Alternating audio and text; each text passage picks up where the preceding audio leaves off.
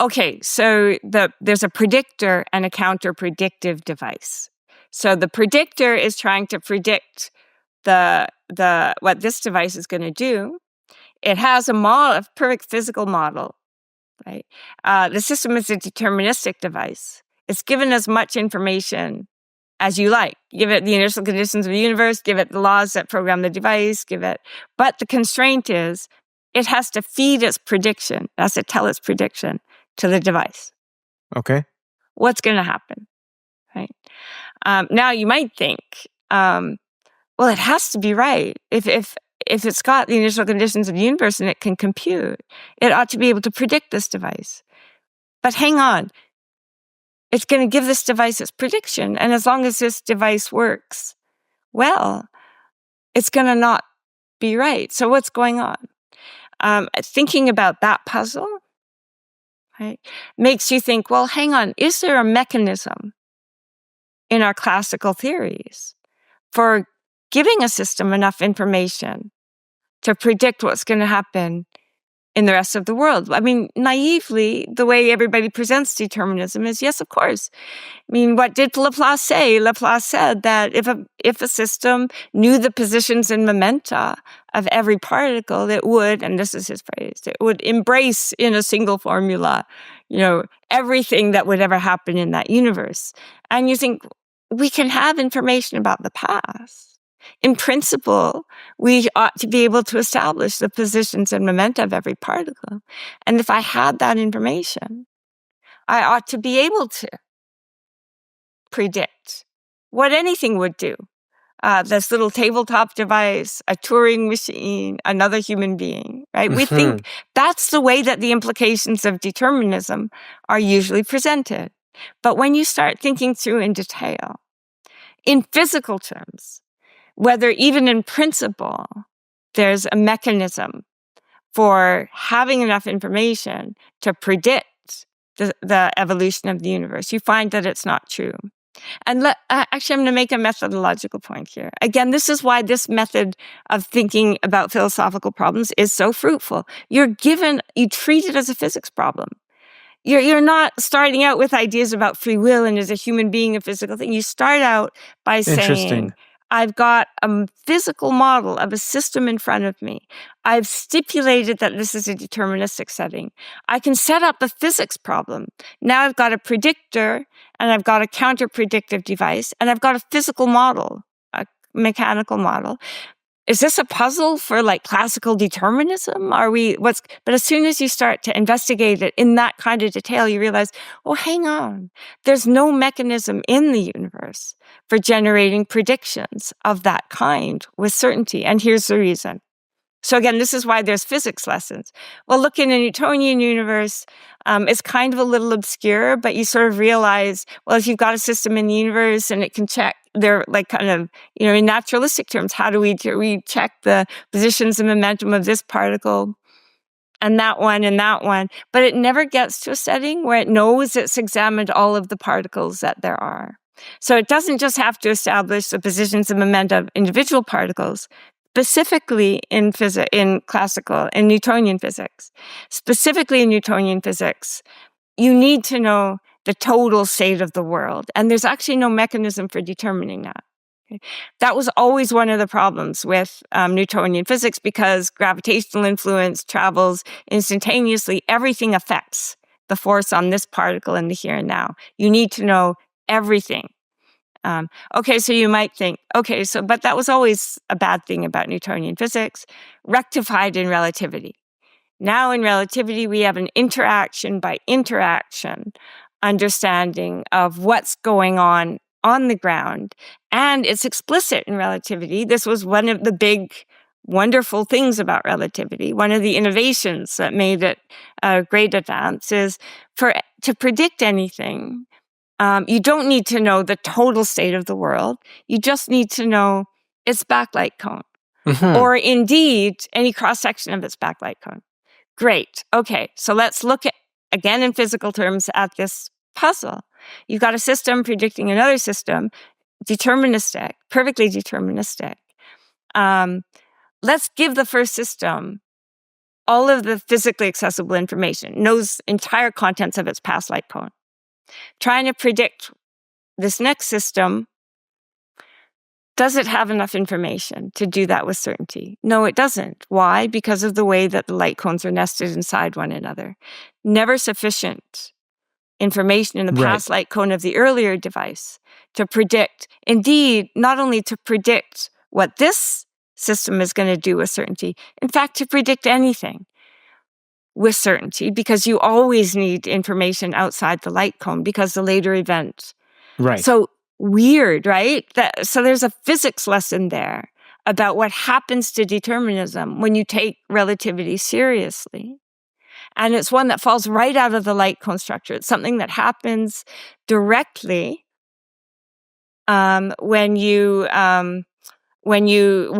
it's something that happens directly when the temporal order is brought into alignment with the causal order. So that temporal past now means causal past.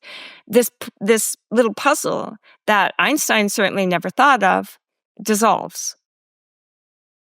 So let me see if I got this correct. So you're an event in space-time, and then usually when we're two-dimensional, one space, one time, we just show these light cones.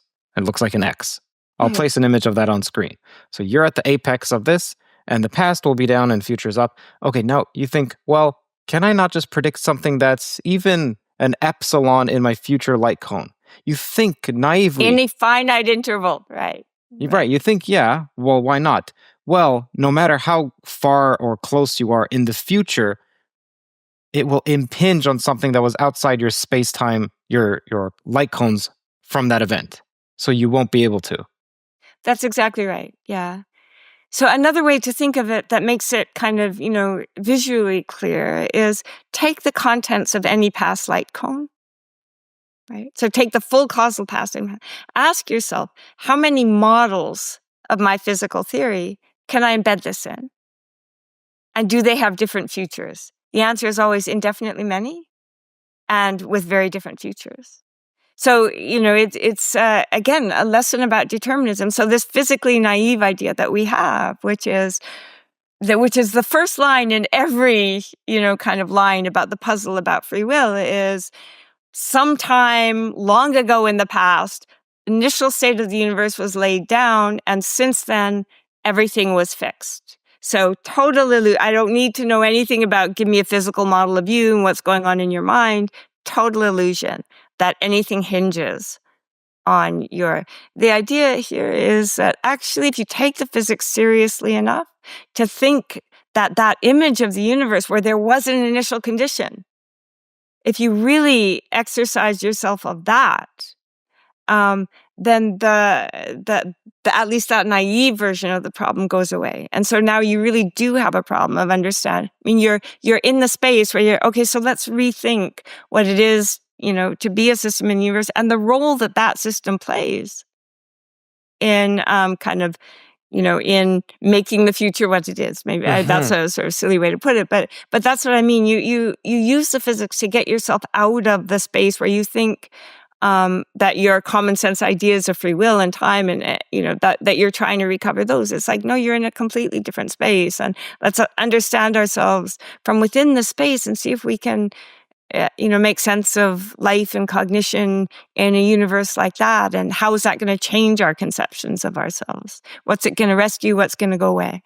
The Economist covers math, physics, philosophy, and AI in a manner that shows how different countries perceive developments and how they impact markets. They recently published a piece on China's new neutrino detector. They cover extending life via mitochondrial transplants, creating an entirely new field of medicine. But it's also not just science. They analyze culture, they analyze finance, economics, business, international affairs across every region. I'm particularly liking their new Insider feature. It was just launched this month. It gives me a front row access to The Economist's internal editorial debates, where senior editors argue through the news with world leaders and policymakers in twice weekly long format shows. Basically, an extremely high-quality podcast. Whether it's scientific innovation or shifting global politics, The Economist provides comprehensive coverage beyond headlines.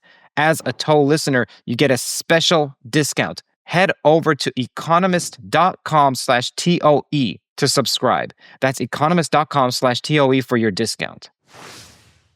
So far what's been established is that you can't predict. Not only can you not predict because of some practical limitation, it's an in-principle one, and it's not just you, it's an ideal device. It could be outside you. Cannot predict what you're going to do. Okay, so that's been established. Now, this seems like a necessary condition for free will, but it's not a sufficient one. So there must be more to this argument. So please. Of course. Yes, sorry. So all this was doing was, breaking down the naive idea. So now we can ask, so what kinds of system are we, and how do we work, and what is our role in it? So now I'm going to give you like a little sort of really silly baby schematic description of like huge contours of my middle name is Silly Baby Schematics. Okay, good. So here's this big visionary description of, I'm going to ignore the quantum substructure of it. I mean, I think it's important in all kinds of ways, but for now, just to talk about free will in a perfectly classical way, the relativism. This is the way that I think of it. So here's I know you've talked to lots of people about thermodynamics and stuff, so your listeners will have some sense of, kind of the sort of big picture stuff I'm talking about. But this is the way to think of it. Kind of the substructure of reality we're going to assume is classical or effectively classical. So geometry is Minkowski or it's GR, there's a matter distribution over that. The matter distribution over that obeys laws that are, sort of temporally symmetric. But how do we get asymmetries? We get asymmetries from something like a thermodynamic gradient. What the thermodynamic gradient does is it creates this sort of asymmetry in the part of the universe that we live in. That, and I'm going to put it in this way,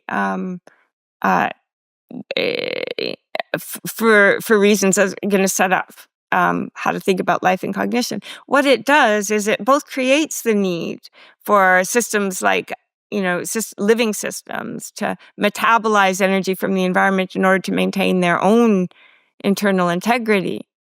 But it also makes information about the macroscopic past available for systems like that to use. So it sort of creates opportunities for systems to use information to guide their behavior in a way that's going to promote survival.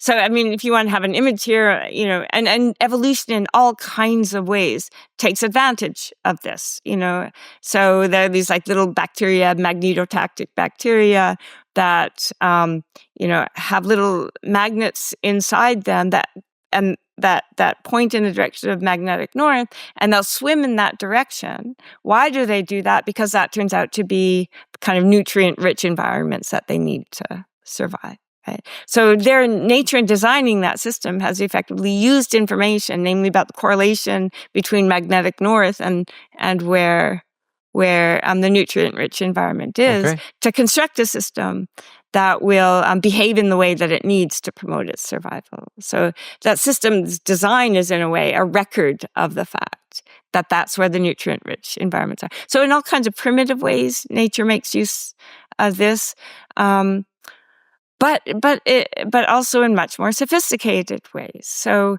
I think, one of the things that so think of a deer, for example, a deer, responding to the smell of, recently passed predator, or a prey, like a sort of a fox following, footprints in the sand. Both of those are making use of the information-bearing properties of their environment to guide their behavior in a way that's going to allow them to avoid prey and to get food, right? And why did you call that a thermodynamic gradient?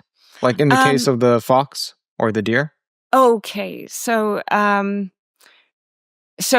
part of what happens in thermodynamics is the macroscopic state of a system that's, kind of semi-isolated, adiabatically isolated system, bears the traces, any kind of ordered state of a system like that bears the traces of previous work that's done on the system. So the idea is you do some work in the environment, and it's going to take a while for the state of the environment to relax back to equilibrium. I see. So footprints in the sand, sort of cream in coffee, those are all one thinks of as records of work that was done in the system. You always take a system if it's in a semi-ordered, any adiabatically isolated system that's in a semi-ordered state, you can use, kind of the ordinary kind of thermodynamic inferences to say, oh, this system must have been in a more ordered state in the recent past. It didn't fluctuate into that state, sort of randomly from equilibrium. So that's the sense in which thermodynamics, makes the macroscopic state of the world rich with information. Got it. So like scars on trees, footprints in sand, think in those terms. But even, sort of, the smell of recently, those are all, kind of records of things that have recently happened. And in all kinds of ways, systems, living systems, because of the metabolic needs of survival, have to, sort of organize their behavior in a way that is kind of counter thermodynamic. So it turns out information is a very rich, kind of rich resource for them. So I think, life from the bottom is, making use of information. Cognition is a natural step on that. So, when we start getting thinking systems, more and more of the kind of the burdens of using and processing information are put inside the system. So it's selecting behaviors now in ways that are, so you think about magnetotactic bacteria. Nature is selecting response to that stimuli because of the information that stimuli carries about the location of nutrient-rich environments. But what's happening with cognizing systems is the selection of behavior, the processing of sensory information, the selection of behavior is happening increasingly on board. By the time you get to systems like us, so a lot of my book on free will is spent looking at what's happening with human cognition and how much of the burden of selecting responses to stimuli is happening inside of us. So think about or another good, I'm going to give you a couple of model systems. So the magnetotactic bacteria, these are like huge landmarks just think of these as kind of landmarks along the phylogenetic scale of complexity. So think magnetotactic bacteria. A nice model system is frogs. So frogs have these very sophisticated brains, but their brains are designed so that their tongues will snap out automatically at images of passing flies. So if passing fly, there's a boom, and it's incredible how fast and how good they are. And it's because their brains are designed to carefully filter, sort of process visual information so that anything that has the right shape and the right, speed and so on, they'll respond to it. So again, a much more sophisticated kind of brain, but again, the brain has been designed, sort of every frog will do that. And the only way to get it to change that behavior is, sustained pressure from the outside. So there's adaptation, but it's slow and it's, kind of costly. But we're not like that. You and I, same stimulus, very different responses. What's going on there, right? So here's the way, and I think this taps into something that I think is essential to free will, or essential to kind of the rich sort of free will that I think that we have. And that I think is specifically human, though acknowledging there's lots about other animals that we don't know. So I'm not at all wedded to this being specifically human. It is characteristically human, is that we don't just respond to stimuli.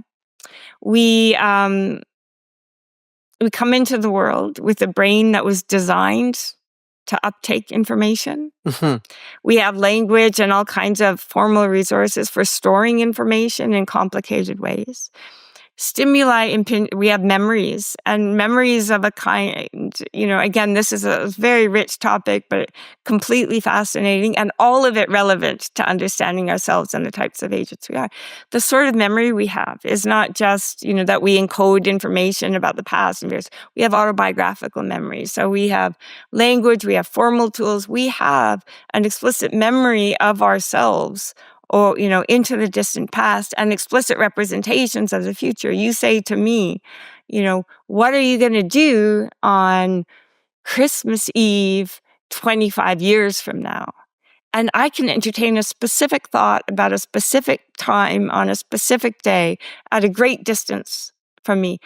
So I have the capacity to do that. The mental technologies that we've developed allow us to do that. So we've got a lot of kind of onboard machinery that's characteristically human, and that allows us to have a narrative conception of who we are, where we came from, to store lots of specific information about the things that have happened to us over the course of our lives. You and I come in, let's suppose that we come into the world, not true, but we come into the world, let's suppose, Sure. Molecule for molecule, identical. Okay. Just to wipe out the sorts of differences that there are between us. Over the course of our histories, as soon as we start having experiences and encoding those experiences, we're going to differentiate. And all of that is good. Anything that makes an impact on us mentally is going to potentially make a difference to our behavior. So where the design of the frog's brain was really what was the fixed design of the frog's brain, though with, acknowledging the ways in which there's a lot of soft structure too. The fixed design of the frog's brain was what was responsible for it doing what for us. It's the opposite. It's when we're deliberating about voluntary behavior, it's the stuff that's encoded in the soft structure of our brain, the information, and the way that information is organized, our plans, priorities, hopes, and dreams. That's stuff that all takes shape over the course of our lives, from internal processing of reflecting on our experiences and so on. And, it's not just that, okay, my experience, which is not up to me, impacts what I will do. It's much more complicated than that. I when I'm young, of course, I get carried around and I eat what I'm fed. And a large part of what I believe and know and think and hope and so on is a product of stuff that passively happens to me. Mm-hmm. But that stops, as soon as you're in the position of making choices about what to read, who your friends are going to be, who you're going to pay attention to, you educate yourself. So you, over the course of your life, are constituting yourself by making those choices. And when you're making a decision in the sense that is calling on your plans, dreams, hopes, and priorities, I think that's the product of your own choices. Hi, everyone. Hope you're enjoying today's episode. If you're hungry for deeper dives into physics, AI, consciousness, philosophy, along with my personal reflections, you'll find it all on my Substack. Subscribers get first access to new episodes, new posts as well, behind-the-scenes insights, and the chance to be a part of a thriving community of like-minded pilgrimers. By joining, you'll directly be supporting my work and helping keep these conversations at the cutting edge. So click the link on screen here, hit subscribe, and let's keep pushing the boundaries of knowledge together. Thank you and enjoy the show. Just so you know, if you're listening, it's CurtJaimungal.org, CurtJaimungal.org.